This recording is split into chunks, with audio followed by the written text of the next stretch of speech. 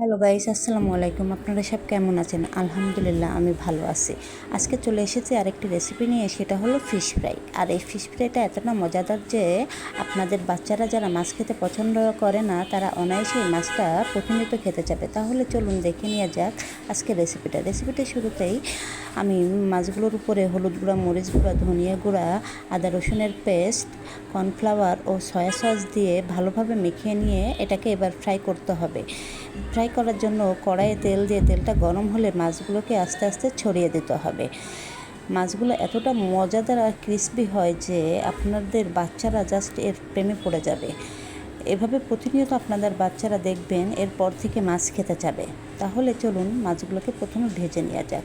মাছগুলোকে এপিট ওপিট করে ভেজে নিয়ে তারপর এগুলোকে সুন্দরভাবে ফ্রাই করে নিতে হবে। ফ্রাই করে নিয়ে এগুলোকে সুন্দরভাবে উঠিয়ে টমেটো সসের সাথে সুন্দরভাবে পরিবেশন করতে হবে।